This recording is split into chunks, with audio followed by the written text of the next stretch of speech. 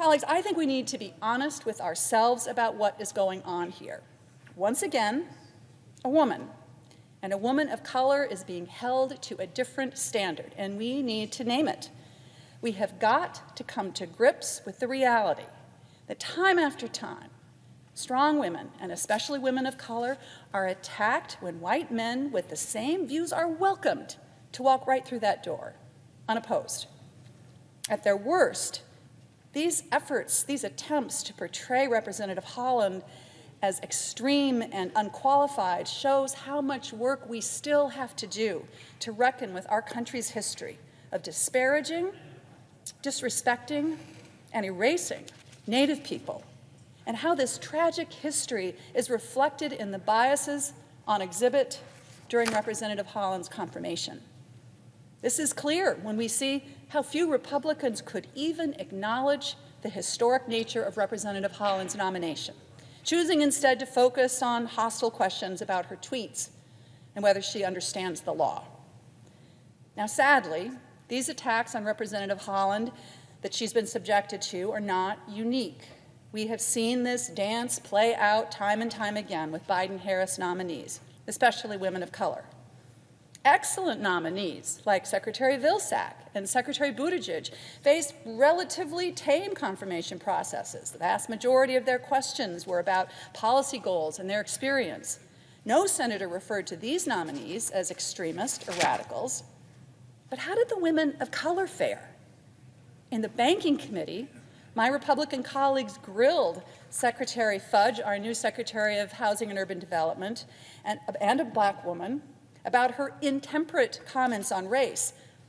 This is less than 3 weeks after our former president incited an insurrection of white supremacists, among others, and faced, essentially, no consequence from his own party.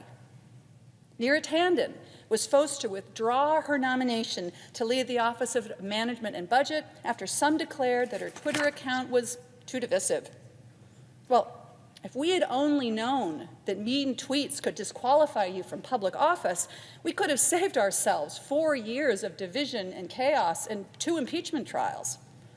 After a torrent of inflammatory and hateful rhetoric from the former Twitter account of our former president, which most of my Republican colleagues said they tried to ignore or just hadn't read, strong opinions from strong women of color are deemed unacceptable and cause for disqualification.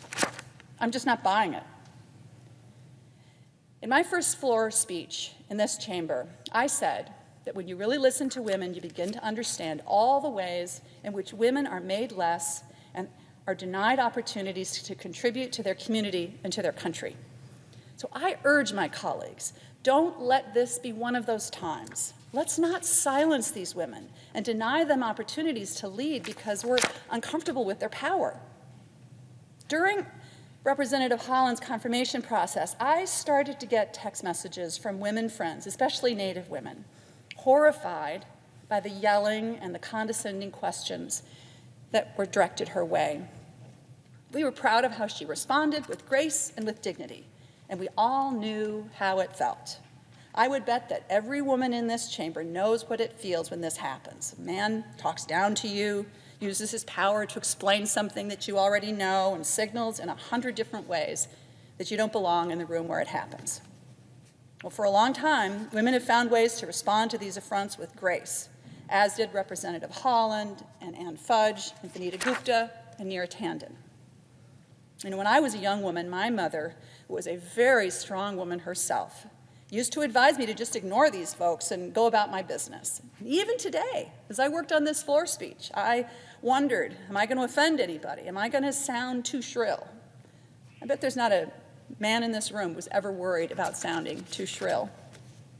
So, colleagues, tonight we will vote on Representative Deb Haaland's confirmation to Secretary of the Interior, and we all have a chance to restore dedicated, capable, passionate leadership to this important department.